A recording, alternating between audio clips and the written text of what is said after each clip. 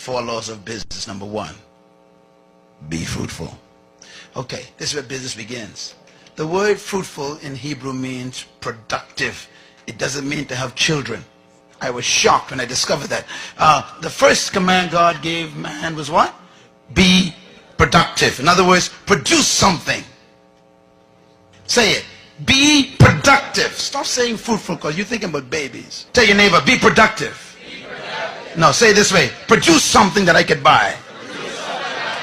That's the first command. Now, here's something important to remember. The first command is to be what? Fruitful. The first command should have been be seedful.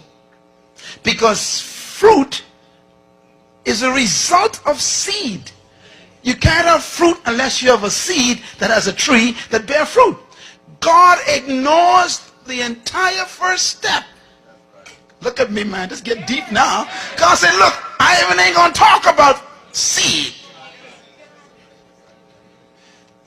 Oh, you still ain't got it. Listen, when God demands something from you, it exists. So the demand for fruit is a presumption that there is seed somewhere. The number one reason why there's poverty in North Tulsa is not because of a lack of investors coming in, but a lack of productivity inside. Listen, listen. Here's how you measure a nation's wealth. Listen carefully. A nation's wealth is measured by 3 letters, all nations. Gross national productivity. In other words, if the nation ain't producing, they call it poor in the UN. Money doesn't make you rich. Productivity does. That's why China is one of the biggest threats right now. Even though they may be poor, they are producing. What do most people in the North Tulsa do? Consume. You keep going to the bank to borrow money to buy stuff that isn't productive. I mean, if you're going to buy a vehicle, buy a truck so you can become one who collects garbage to produce a business. Don't buy a car to drive around in. That ain't productive. The command presumes that seed exists in you right now. There's a seed. That's your business. And God says, show me the fruit of it. Produce something. Now, when you produce a product, watch God's strategy now. Let's say, okay, Apple computer. Stephen Jobs quit school because he had an idea. Everybody say idea.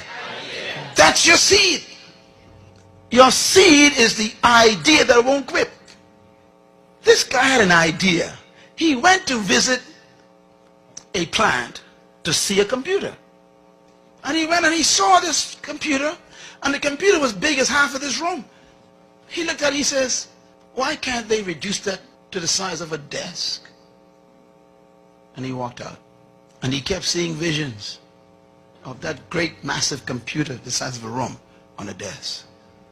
I wonder what you see that won't leave you alone. Write this down. Every problem is a business.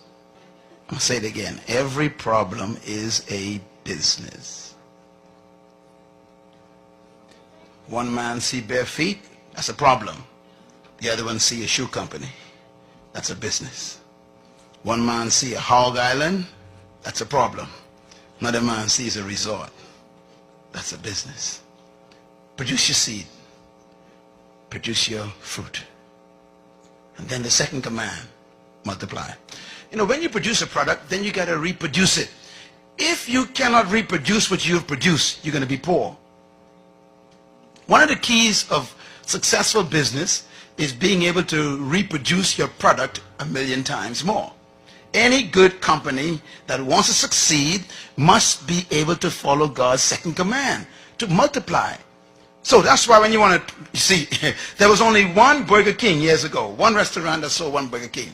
They refined, everybody say refined, they produced a fruit. everybody makes burgers, but they produce a unique burger called a Whopper. Come on, somebody. Now, you make burgers at home, don't you? But when you want a Whopper, you go straight to Burger King. Even though you got the same bread and beef and all this stuff, you still, why? Because they refined it. Everybody say refined it. I'm talking about. See, you got to take your seed and produce a fruit, and you refine it first. If you're going to be a cosmetologist, you still ain't going to be wealthy. Because anybody can be a cosmetologist. You got to find what kind of cosmetologist you will be. What are you going to specialize in? Everybody sells burgers, but no one sells a Whopper. What's your Whopper? That's the question. Now watch Burger King. Burger King then takes this Whopper sandwich that they refined, and they developed a system, everybody says system, to reproduce the same Whopper every time. So when I went to Mexico one day, we went to Burger King. The same Whopper came out in Mexico. We went down to Venezuela, Burger King. The same Whopper. We were in the Ukraine, in Russia. The same. I said, how can the same Whopper be in every country? Because they reproduce. iPod. They only developed one prototype, one prototype. And they kept testing it and testing it. One prototype. And when they got that one prototype down to a science, that's the fruit. Then they said, okay, now let's assembly line. And they start multiplying. What you cannot multiply, you can never succeed in. My message is my fruit. Leadership, kingdom, purpose. They're my fruit. Now I got to put them in a form where they can be multiplied. So now I got to shift into books and CDs and DVDs and they're in 25 different languages. I got to multiply. Same message. If you want a Big Mac, you can never get it from Burger King.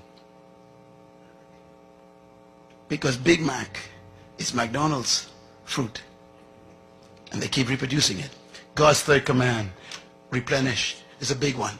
If you're going to be successful in business, you got to be able to distribute your product. You got to develop a distribution system. Okay, Walden, bless his heart, had one store. He said, okay, I got my fruit. I got a store where you can actually come in and get wholesale prices, man. The guy had one store. That's number one. Number two, he decided, I want to follow God's second command. I want to multiply. So he created a system to reproduce Walmart all over the world. Number three, he said, now I'm going to distribute my products to those stores. Walmart got his own distribution system. What about yours? And God's fourth command, business, subdue. Subdue means you control the market. To subdue means to control. If you do not control your market, you will die poor. Simple, isn't it? Bill Gates was so successful in following God's commands that Congress had to call him in.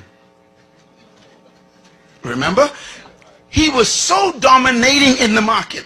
They said, you got to break up your company. We can't have you controlling the whole world like this. Why? He subdued the market. If you wanted anything to do with software and computers, got to come through Microsoft. Can I put it another way? Subdue means when anybody wants a product like yours, you're the first one they think about. Subdue.